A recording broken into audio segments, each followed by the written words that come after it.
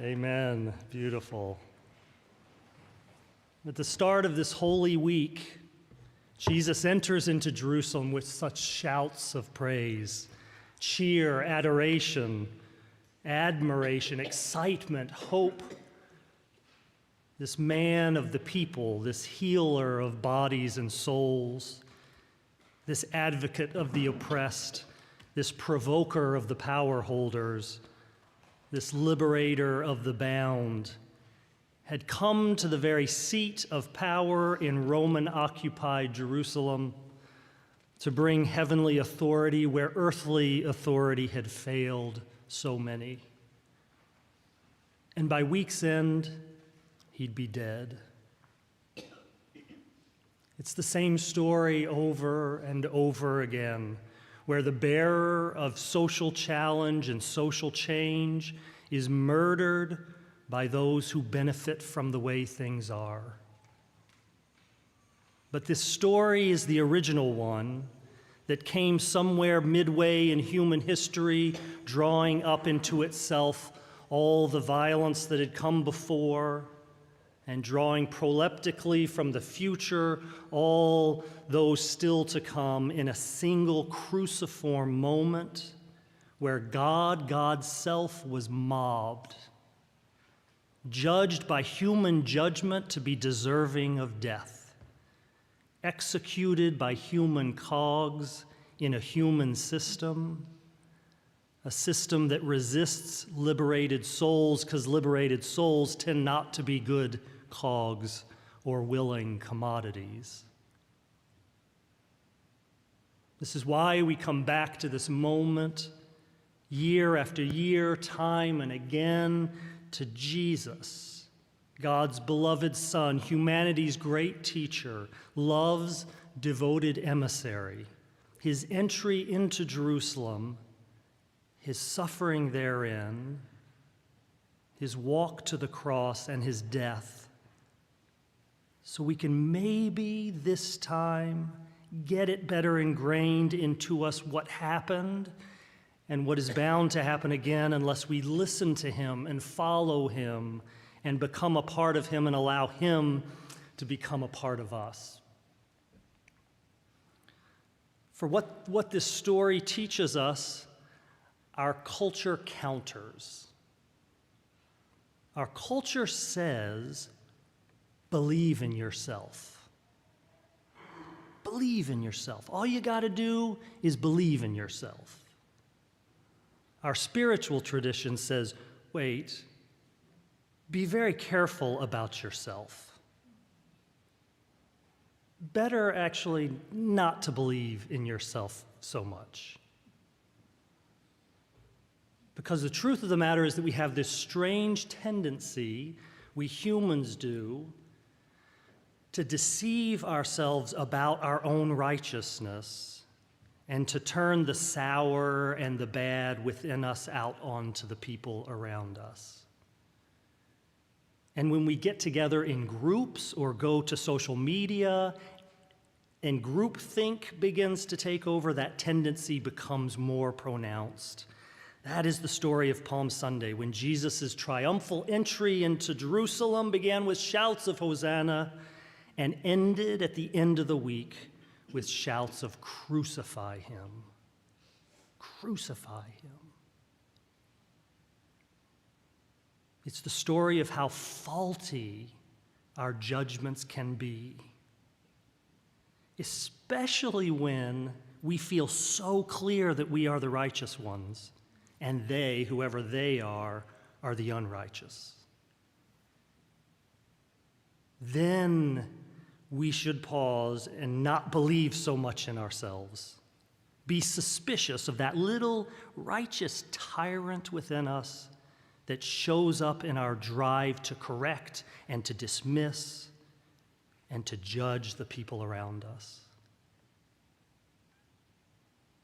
And we should be very suspicious because once not all that long ago, we got it so terribly and dramatically wrong that we had God Godself, love self, truth's self among us, And we didn't believe him. We didn't want to hear him. We betrayed him. We denied him. And we executed him with an instrument of torture. Can you believe it?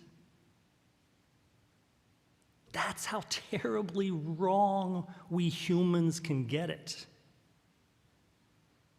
Not the Romans and the Jews of that time and place, but we humans, we, all of us, can get it that wrong. The thought experiment that the origin story in the scriptures was grappling with was just this: how we humans can get it so wrong so regularly, so often.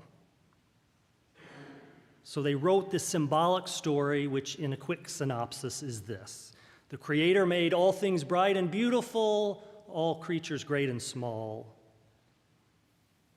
And the human being was made with the Creator's image within them, made free. And in this freedom, they grabbed hold of the only fruit that was forbidden for them to eat, leave it to the humans, which was hung on the tree of the knowledge of good and evil. And they ate it. And when they ate it, they came to believe in themselves. They believed that through that, they had gained the divine knowledge of good and evil. And as a result, needed no longer to rely upon God for God's wisdom and God's knowledge, but could make their own judgments about all things, which immediately began making a mess of things because their judgments were not God's. Of course, because they were extremely limited in what they saw and what they understood, and so their judgments were terribly faulty, these human beings. If I just rid the world of this person, says Cain of his brother, all will be well. If our tribe just eliminates this tribe, finally it'll be okay. If I can subjugate these people, dominate that group, rule over this region, silence those people, then what has been wrong will finally be made right. And here's the kicker.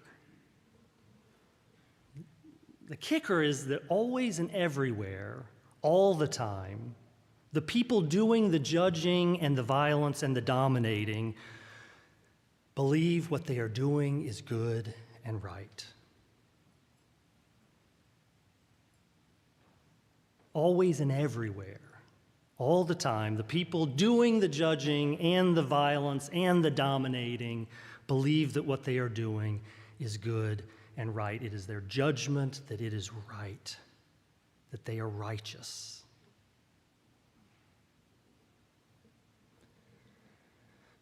So there's a fascinating and provocative podcast that just stirs things up and puts its finger painfully on this truth, and it grapples with it for 7 episodes.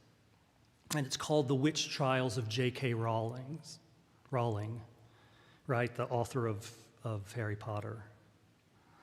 The host of the podcast, Megan Phelps Roper, comes from the family that made up most of that awful Westboro Baptist Church who protests LGBTQ events and funerals. You've seen that or heard of that group. She extricated herself from her family and that church in her late teens and does this podcast now, 10 years later or so, in part to explore what haunts her life, which is this: how could I have gotten it so wrong when I believed I was so right?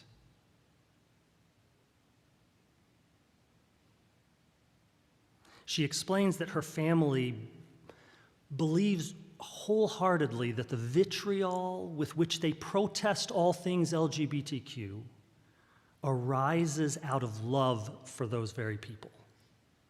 They're screaming because they are so convinced that their souls are in jeopardy. The LGBTQ folks' souls are in jeopardy.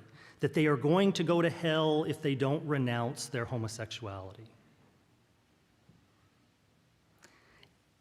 And here's something you might not know, assuming you know of this group, something you might not know about them is that they are highly educated. A family full of lawyers that make up most of this church. And one of the grandfathers was a passionate civil rights lawyer during the civil rights era. Lest we think that our education makes us less prone to self-deception, I'm not sure, or this maybe proves that that's not so much the case. She also refers in her podcast to the perpetrators of the Salem witch trials. The clergy, New England clergy, and the town leaders who executed women they believed were witches. These two, she explains, or a historian on her podcast explains, these two were the most highly educated people of the day, who searched the sacred scriptures and philosophy and agonized in their hearts about what was right and came to the chilling conclusion that they did. So I'm giving you two examples that involve religion, but don't be deceived that religion is the problem. This is a human problem. There's also plenty of examples of non-religious ideologies that led to even greater and more horrendous violence against others, believing that what they were doing was good and right. Mao Zedong, Pol Pot, Joseph Stalin, objective scientific exploration in Nazi Germany, to name just a few. It's a problem of our human condition, not the problem of our religions. It's just that our religions become tainted, of course, like everything else with our human sin.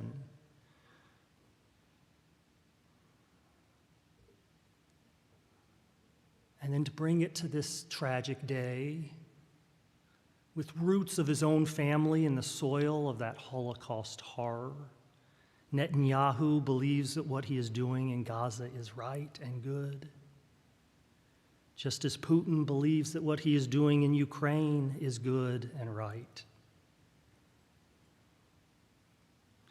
And to bring it closer to home, the impact that upon others in the name of righteousness is a modern-day phenomenon going crazy on social media, where people become so outraged by others, convinced of the evil of the other, and so certain of their own righteousness, which snowballs into a sort of social capital punishment, eliminating the offender before ever having had a conversation with them or giving them a fair hearing.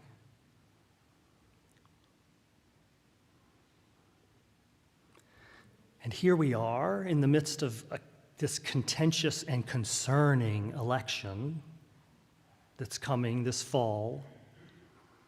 And as we look around, don't we see that most everyone believes that they are on the side of the good and the righteous, and that the other side is deceived and dangerous? It's a powder keg, just like the one that was awaiting Jesus in Jerusalem that day.